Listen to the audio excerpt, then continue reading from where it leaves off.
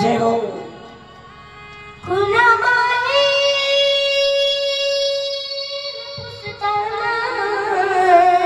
मुलगी लग्नाला आली ना मायबाप त्यावेळेस बापाच्या डोळ्यात आसव दाटलेली असतात माझ्या डोळ्यातल्या आसव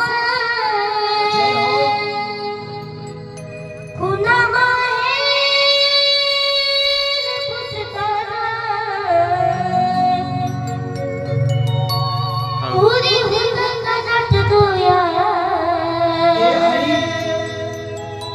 गोष्ट बापाची सांगताना बाप नावाची वस्तू आपल्या डोळ्यासमोर ज्यावेळेस येते ना मायबाप त्यावेळेस हृदयामध्ये दाटल्यासारखं होते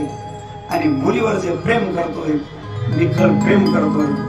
तो बाप असतोय महाराज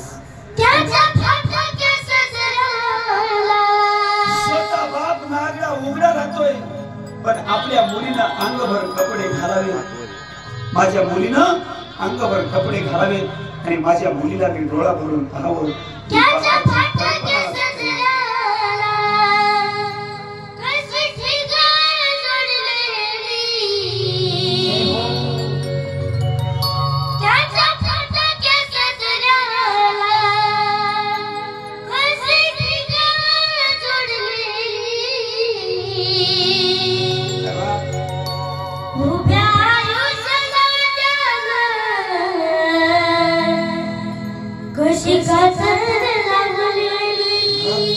स्वतःचं आयुष्य उद्ध्वस्त करणारा बाप असतो आणि माझं मुलीचं कल्याण व्हावं हे म्हणणारा फक्त बाप असतो महाराज स्वतःच्या कपडा फाटला तर शिवून घालणारा बाप असतोय आणि आपल्या चिमुकलीने एखाद्या इच्छा प्रगट करावी बाबा मला झेंड्याला कपडे पाहिजे असं म्हणा त्यावेळेस बाप महाराज मुलीचा एवढा प्रेम करतोय पैसे जर नसतील तर तो बाप लोकांच्या धुऱ्यावर जाऊन काम करायला कमी करत नाही मला कसं होतया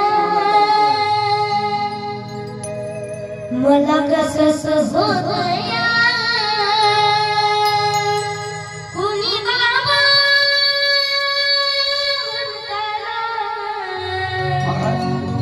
मुलीचा बाबा हे शब्द ऐकला बाबा इतकाच जरी शब्द ऐकला तरी बापाचं अंतःकरण भरून येते मायबाप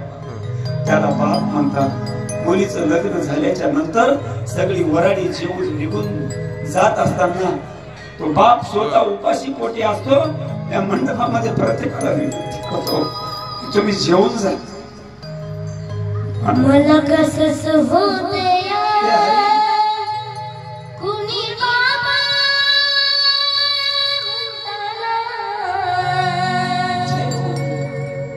पुरी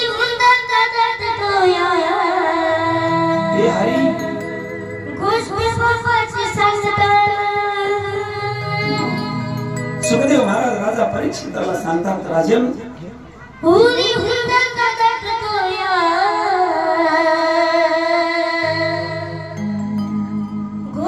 एवढा प्रसंग सांगू द्या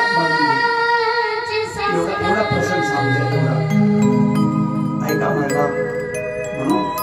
बाप मुलीवर एवढं प्रेम